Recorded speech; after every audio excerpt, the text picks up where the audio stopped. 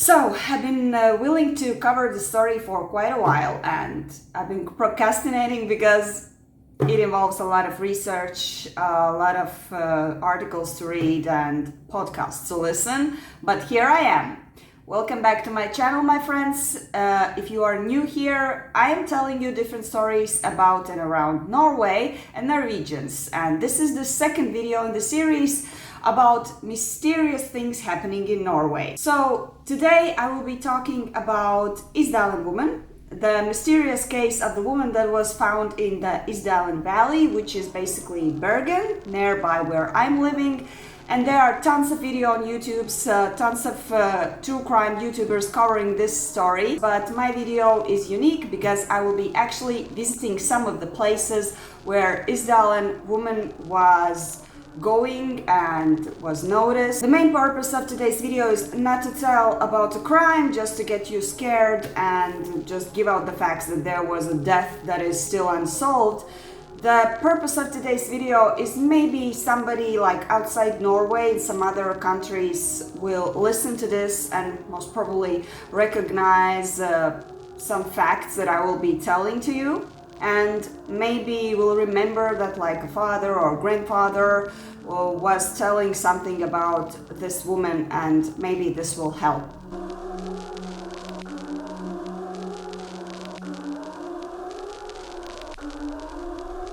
But let's start from the beginning. Let's go to the ISDAL Valley. I will be actually going and visiting that place by myself. That will be a couple of minutes further in this video, so bear with me.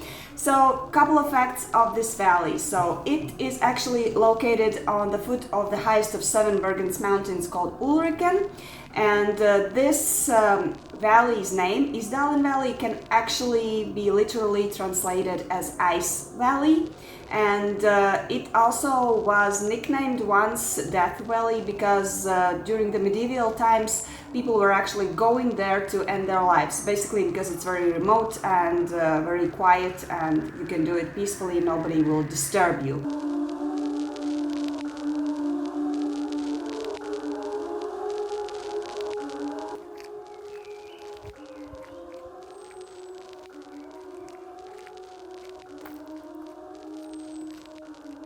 So, most probably this is the way where the mysterious ISDAL woman was going to the valley. I guess this is the only way how you can get there. So, how was she found? The story is that the local professor from Bergen was going on a hike here. It was November 29, 1970. So, he and his 2 daughters, teenagers around 10 and 12 years, were just hiking here. And they just felt this smell of something burnt. So they went that way where they felt the smell, and this is where they found the body of this burnt woman. They of course went to notify about this to the police, and so you understand it is 1970. People did not have any cell phones, they did not have any internet. So most probably they went all this long way back to the city, found the phone and called the police. And the police arrived and to the site and started to investigate what has happened and who is this woman. Okay, here I am. I must be honest, on the first time when I was filming this video and telling you about how the ISDAL woman might have gone to the ISDAL Valley, I didn't actually went up to the valley itself because we didn't have enough time, and I don't know why we didn't check how far is it, so we didn't have time to do that. But the fact that I didn't actually go up to the valley, it just didn't let me go. I couldn't sleep, so today I decided I have time and I am going to make the route that supposedly ISDAL woman was taking when she was going to the valley. So according to the map, it looks like it's around 3 kilometers one way, not so far. And yeah, well, as you can see, now we have a pleasant summer day. But in the 1970s, on November in Bergen, it was autumn, and so you understand autumn in Bergen means a lot of rain, gloomy weather, not a typical hiking, walking and enjoying your time weather. So yeah, that is also very suspicious, because we do not actually know what made her go for a walk in this gloomy and wet weather up to this valley, and we also do not know if she was meeting somebody or it was her own choice to go there. And most probably the person that she was meeting there knew Bergen very well, or was the local, because, well, basically this ISDAL Valley is not like a popular tourist place. It's mostly known among the locals.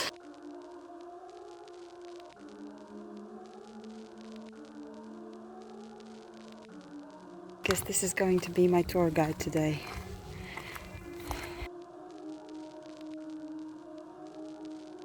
So as you can see, there is a runner.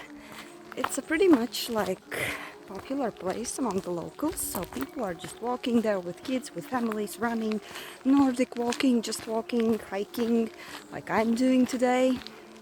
And I have also matpakke in my bag, so everything's according to the Norwegian traditions. During the November, gloomy November, when it's autumn here, most probably this was really not so crowded place, and this makes us think that it was chosen for the purpose. Okay guys, I don't know how about autumn, but during summertime, oh my god, look at this view. It's definitely worth coming here. This is so-called Svartdike. It is something black. I don't know if it's like lake. I should Google it. But Svart means black. And it's really beautiful. Look at it. And that up there where you see, oh, that's my finger, that I don't know, it's like aerial or something like that. That's Ulriken, the highest of 7 Bergens mountains. I haven't been there, but I have a plan to go up there and definitely make a video about it. I guess we are on the right direction.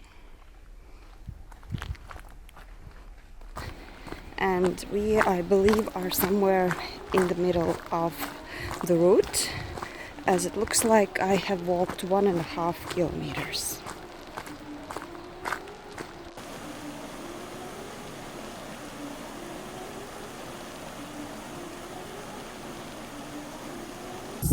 So it looks like we are now on the other side of the lake. We are almost done with the route. It actually starts to look more like the one where she was found. It has more rocks, so I think we are close.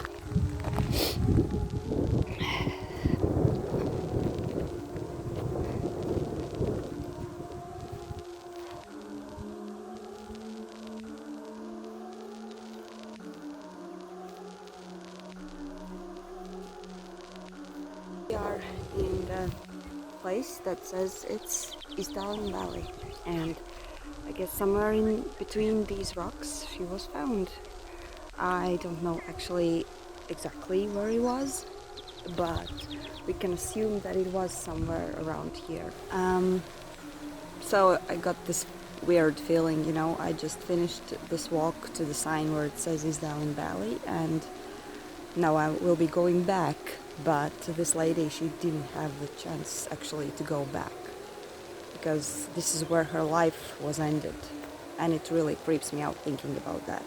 So I truly hope that one day we will solve this mystery, because she deserves a normal conclusion of her life, if I can say like that. I actually sat somewhere a little bit up the valley, and you can see there are some rocks, and it pretty much looks like the place where she was found, according to the photos that were published. It's a really, really beautiful place in summer, but knowing the autumns here, I believe everything was quite slushy and wet and not so pleasant as it is right now. even if it's not the place, it's like very crazy to think about the fact that somebody died here.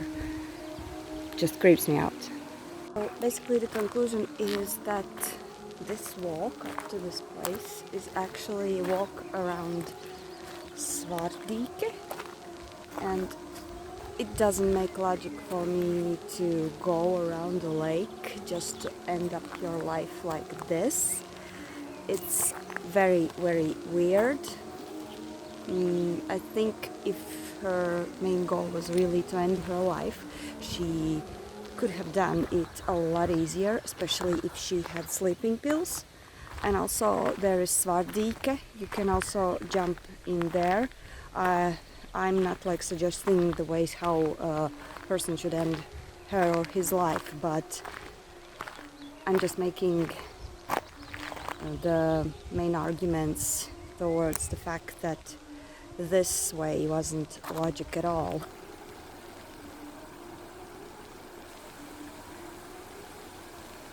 I think we should return back to home, and I will give you more details from my home office where I'm filming the rest of the video. So the police arrived and the investigation already started because the place looked quite weird.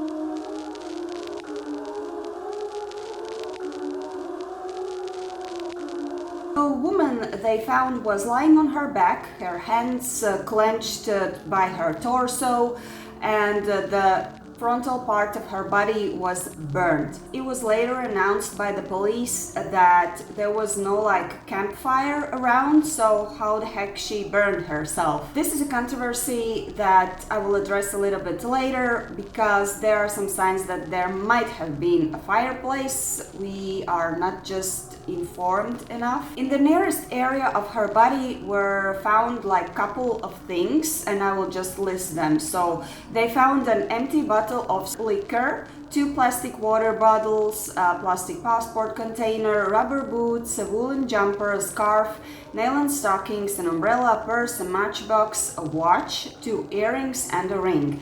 And around the body were traces of burned paper, so maybe she was trying to burn some kind of papers, important documents. But it is also important to mention that all the labels of the clothing that she had were cut off. So as if she was trying to hide where she actually bought these things.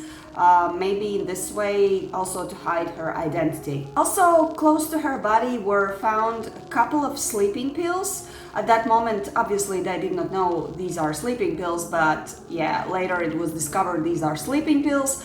And so this weird situation actually raised a lot of questions. Who was she? Why did she come to this place? If she wanted to end her life, why did she go this all long way alone to end her life there?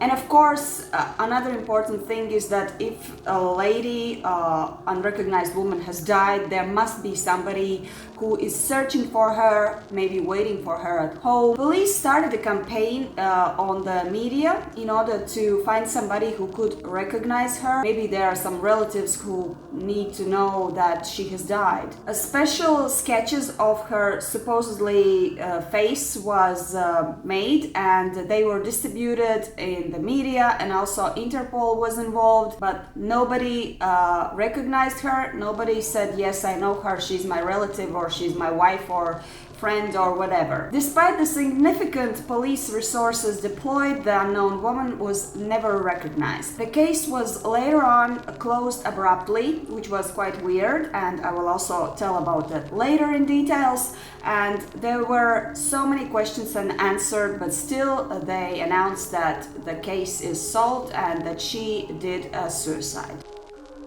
Kriminalforsker Hornes, det har vært mange fantasifulle teorier i pressa i denne saken. Var denne kvinna innblandet i spionasje? Nej, det tror jeg trygt kan slå fast at det er ingen holdepunkter. Ja, enda mer det kan vi helt utelukke. Er det drap? Nej, vel, saken er jo ikke ferdig, men fra første stund så har man gått ut fra at det ikke forelå det. Fra første stund på åstedet, vi må jo si om ikke de endelige resultater foreligger fra Rettstoksikologisk institutt, så er det, etter det vi vet, intet som gjør oss grunn til å anta noe annet. Så vel de kriminaltekniske, rettstoksikologiske og rettsmedisinske uttalelser synes ikke å rokke vår oppfatning i det. Hva land har hun kommet fra? Vel, det er vanskelig å si. Det vi nå arbeider med, det er at hun muligens kan være kommet fra Frankrike, nærmere bestemt Paris. But Norwegian investigative journalist from NRK, her name was Merit Higraf, she in 2016 convinced Bergen's police to reopen the case, and together with her colleague from BBC World Service, they created a very interesting podcast that allowed people to listen, to follow all the leads, all the steps of ISDAL woman, as she was later called because she didn't have any name. If you really are into like true crimes and you are liking different kind of mysteries, you should definitely listen to that podcast. I will put the link below. The program was called Death in Ice Valley, and actually it is very exciting to listen to it, but many facts that you will hear in this video will be partly taken from this podcast, because I feel like it is a very reliable source and these journalists did a very great job digging up different like aspects and different leads from this case that weren't like distributed and known up to this moment. So in short, I will tell you about the case. Bonus from me is you will see some of the places where this mysterious woman was staying and where she was going walking and where she was witnessed to be. We will discuss more very shocking discoveries and also theories about who was she.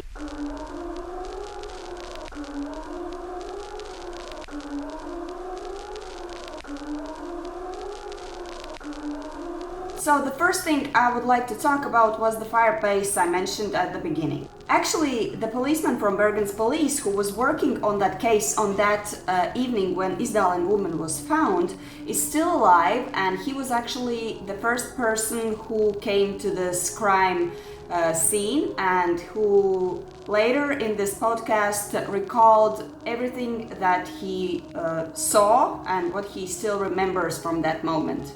So that morning he was called and was informed that there is a burnt body found in ISDAL Valley, and there was nothing more else specific known about this case, and so he went to this place for work.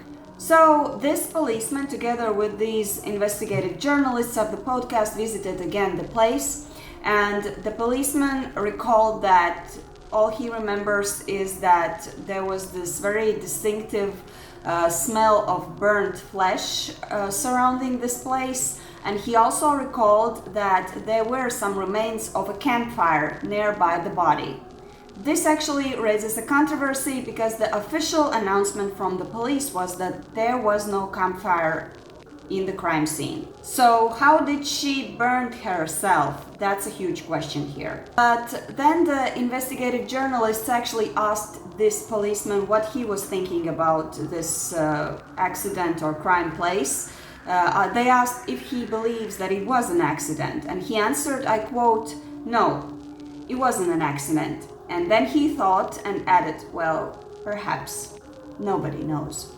So, and the police report from this crime scene, I will just call it a crime scene further in the video, said, I quote, "She was a young woman, 164 centimeters, slim with broad hips, well built. The color of hair is brownish black.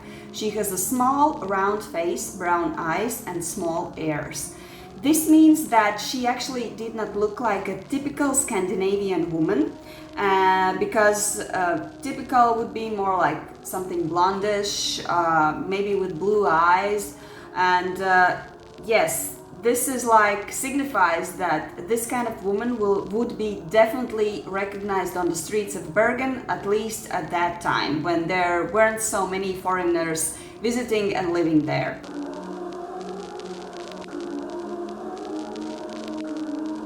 Now let's talk about the things I mentioned before that were surrounding the body of this dead woman. Among them were rubber boots, and actually this rubber boot played a very crucial part in finding the leads and understanding more about this lady's whereabouts in Norway, but I will get into details further when we will be discussing all the interesting leads. Another interesting object that was found nearby her was watch, and it showed 10 past 10. Some do believe that watches on dead bodies stop at the time when people are dying, but that's just like a I don't know, a little bit too mysterious for me. So let's go to the facts. The facts are that usually in the shops where they are selling watches, the shop assistants are putting them on the time 10 past 10. So most probably this watch was completely new, unused. So maybe it was just put there just to stage the death, an option. Or maybe this was actually her watch, just she wasn't using it for the purpose, just merely as an accessory. And speaking about accessories, as I mentioned at the beginning, they found also some very good jewelry, which showed that she was one of those ladies who was very into looking good and into accessories. So this would also like explain if maybe that watch was also just merely an accessory. And among these things, as I listed before, were also plastic bottles. When the body was moved from the place where she was found, they actually found a fur hat underneath her body, and it also had some very little traces of fuel that would signify that maybe she tried to burn herself. And also, if she burned herself, she must have like brought with her some kind of container with fuel. And these empty water bottles maybe were the ones where she was carrying this fuel.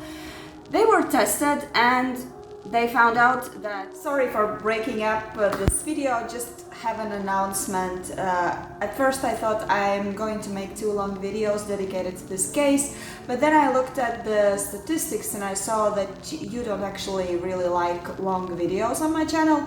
So I decided I will make this video into a series of videos. So today you were watching the episode 1. Tomorrow you are going to see the episode 3, and the day after tomorrow you are going to watch the episode 3. This will be, I think, enough for this week, and we will continue the next week, and I think it's also going to be 2 or 3 episodes, one after another. This is going to be like an ISDAL and Women marathon, and I hope you are excited to see the episode that is going to be available tomorrow. And all of these episodes are going to be on a playlist. So if you want to watch them some other time, you are very welcome to do that. And at the end, I'm also planning to put all of these in 2 or 1 large video. That's for those who are actually liking to watch and the ones who have time to watch long videos. And of course, in order not to miss out all of these episodes and follow everything step by step, you should definitely be subscribed to my channel, so make sure you have already hit that button.